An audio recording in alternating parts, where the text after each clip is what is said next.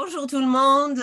Aujourd'hui, nous sommes avec Daphné Mongibo et nous sommes avec son très beau film René qui est programmé à notre 7e édition du festival. On a le plaisir de l'avoir et ce film a séduit la plupart du comité de présélection à tel point que les écritures étaient très émouvantes. Bonjour Daphné, tu vois ce qu'on a écrit pour ton Bonjour film? Lina. Une sobriété heureuse, l'humilité d'être, le temps de vivre et de partir avec le sourire. Papy et Mamie Jo, mes meufs. Et notre Guy Lavigérie aussi qui nous écrit des très jolis mots. Je reste un peu sur ma faim, pas très convaincu par la rencontre, mais séduit par la focalisation sur les objets de l'intime cadrés comme en peinture. Voilà. Bonjour Daphné, on s'est mis Bonjour un peu Lina. dans le bain avec ces mots. Oui, ça fait plaisir. Voilà. Ouais. Alors, est-ce que tu peux nous expliquer comment est venue l'idée de ce film? Tu peux nous parler de la genèse du film? Alors, c'est un film qui est le résultat en fait d'une longue réflexion que j'ai menée depuis plusieurs années. En fait, comme je le dis au début du film, j'ai eu une interruption médicale de grossesse pour ma première grossesse. Et après, j'ai eu un enfant. Et du coup, pendant toutes les premières années de la vie, enfin, jusqu'à il y a peu de temps finalement, enfin, jusqu'à ce film, je me suis beaucoup interrogée sur comment j'allais raconter cette histoire à mon fils qui a aujourd'hui 8 ans. Et j'étais pas sûre de moi, je savais pas si j'allais avoir les bons mots pour lui parler de ce bébé, du coup, qui n'avait pas vécu avant lui. Et, et un jour, j'ai découvert qu'il y avait un mot, en fait, enfin, un prénom, en fait, qui racontait ça. Et c'est le prénom René, qui étymologiquement veut dire celui qui est né une seconde fois. Et donc, quand j'ai appris ça, en fait, ça m'a marquée. Enfin, je me suis dit, mais c'est incroyable que dans un simple prénom, un simple prénom puisse raconter l'histoire d'un deuil passé. Et donc, j'ai voulu quand même confirmer ça parce que je trouvais ça assez étonnant. Donc, j'ai commencé à faire des recherches sur ce prénom, sur ses origines, et puis surtout à essayer de trouver des personnes qui s'appelaient René. Et j'en ai trouvé ben, de bouche à oreille un certain nombre. Et donc je suis allée vers eux avec cette question, «Est-ce que vous vous appelez René parce qu'il y a eu un enfant mort avant vous?» Et effectivement, enfin, la plupart des personnes, donc il y en a une dizaine à peu près avec lesquelles j'ai été en contact autour de ce projet, avaient toutes eu avant eux un décès d'un frère ou d'une sœur. Donc pour autant, ils n'étaient pas en mesure de me dire si leur prénom était vraiment consciemment, en fait, lié à cette histoire. Si la plupart de ces personnes étaient âgées, avaient perdu leurs parents, donc ils n'étaient pas en mesure de me confirmer et ils n'avaient pas eu cette information, voilà, sur la volonté de donner ce prénom en lien avec cette histoire-là. Et donc enfin voilà, ça m'a intéressée de creuser cette idée en fait de renaissance, de ce que l'enfant qui vient après, donc ce qu'on appelle un peu l'enfant de remplacement, comme en parle aussi Annie Ernaux qui a écrit un beau livre qui s'appelle «L'autre fille». Donc c'est autour de tout ça, comment on vit avec le fantôme de cet enfant qui n'est plus là. Et donc j'ai voulu voilà, faire un film autour de cette idée-là. Et j'étais partie donc en résidence d'écriture à l'USAS avec ce projet d'écrire une sorte de film un peu choral sur bah, des personnes qui s'appellent René et qui racontent voilà, cette relation à l'autre quoi, qui n'est pas là. Et donc parmi les premiers auxquels j'ai pensé, c'est Papy René et Mamie Jo que je connaissais depuis très longtemps, qui sont donc les grands-parents d'un ami que j'avais adolescente. Et donc, j'ai commencé par aller les voir. Ils m'ont aussi, oui, donc confirmé que Papy René avait eu un frère aîné avant lui, qui était mort à l'âge de 4 ans, mais lui aussi n'était pas donc capable de me confirmer que son prénom venait de là. Mais surtout, en retournant les voir, je me suis rendu compte qu'il y avait une histoire, de renaissance, enfin que l'idée de renaissance, en fait, était complètement, les habiter, totalement, enfin qu'en fait, ils allaient beaucoup plus loin que moi sur cette question. Donc il m'a paru évident que le film se ferait avec eux, en fait, et qu'à travers eux, j'allais pouvoir raconter cette idée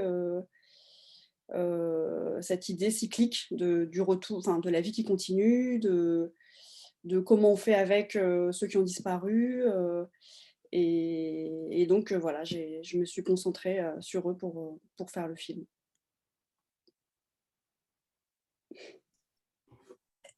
Excellent, ce qui nous ramène à une question on se pose quand on regarde ton film, c'est cet excellent rapport film-hors-filmé que tu as établi. C'est la caméra qui disparaît et toi, tu es là, mais tu fais partie de la famille, tu fais partie de la maison et tu filmes leurs intimités. Est-ce que tu peux nous raconter comment tu as préparé ce rapport film-hors-filmé?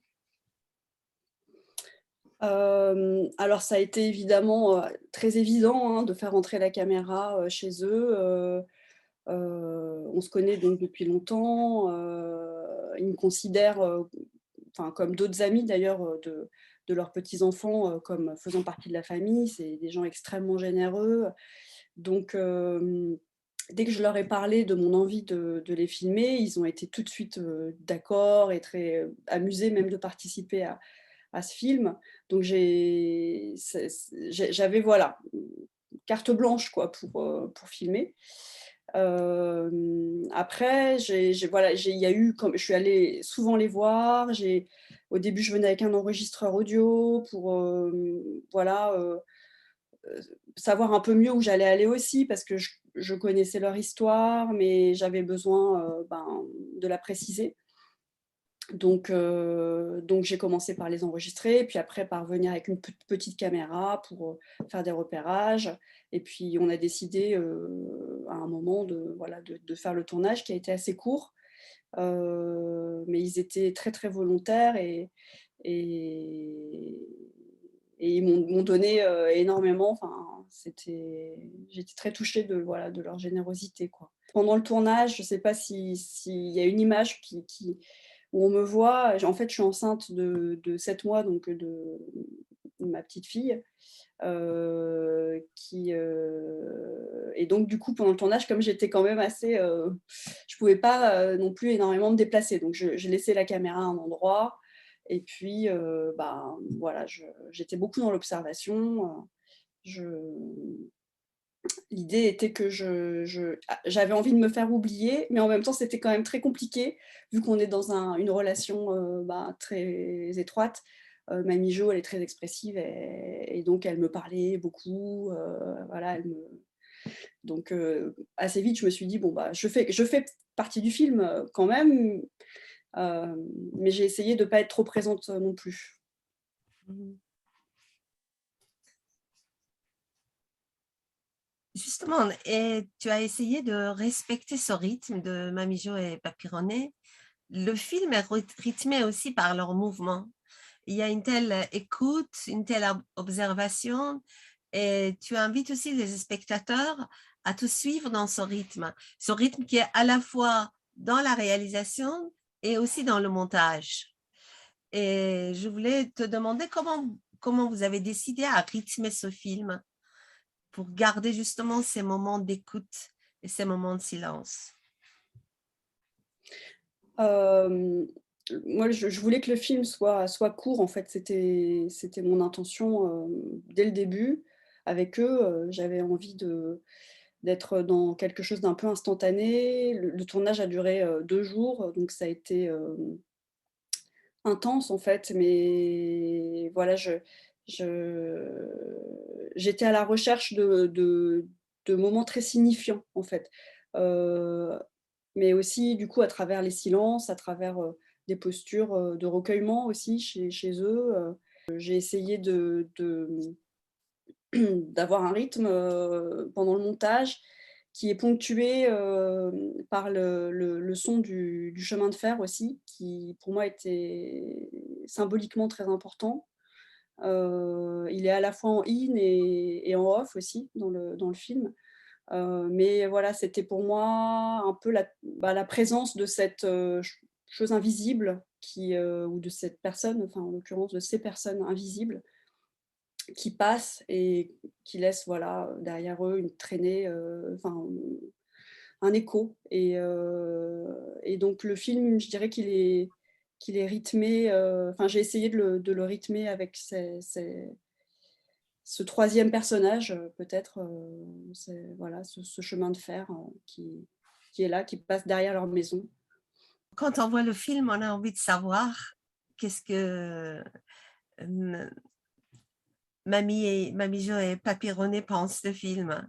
Finalement, entre le tournage et puis, l'achèvement du film, il s'est passé, 1 an et demi. Et il y a eu le Covid entre-temps et donc ils ont vieilli, Mamie Jo ne fait plus de madeleine, et papy entend plus très bien.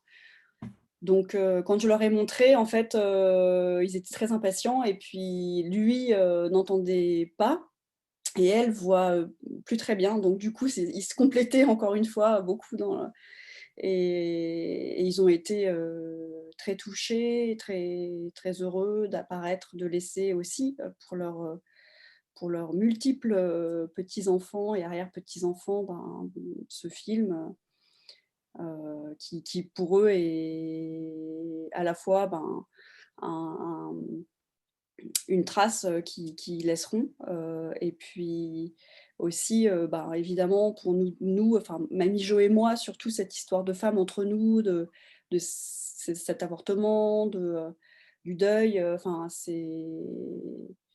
ça nous a encore plus rapprochés et donc c'était très émouvant, aussi, d'arriver à ce résultat ensemble quoi, qui raconte un petit bout de notre vie à chacune. Mm. Ouais. On a tellement envie de les avoir. J'espère que, chère Daphné, tu feras d'une sorte qu'on peut les avoir avec nous pendant la projection d'une manière et d'autre. Ouais. Et je voulais te remercier pour ce beau film, ce film court, qui nous montre encore une preuve comme quoi on peut bien réfléchir, condenser, avoir un film court dans lequel on trouve tout. Et là, ça me revient une phrase de Fred Kouef, notre formateur, celui qui nous aide et qui nous apprend nos premiers pas aux ateliers Varan, que c'est mieux faire un film où à la fin, les gens restent sur le fin pour savoir plus que de faire un film long où on n'a plus envie de voir la fin. Et c'est cette phrase qui nous accompagne dans le tournage. Et je trouve que ton film est un vrai bijou à regarder. On est ravis de t'avoir à notre 7e édition. Merci Daphné. Beaucoup. Merci Mina.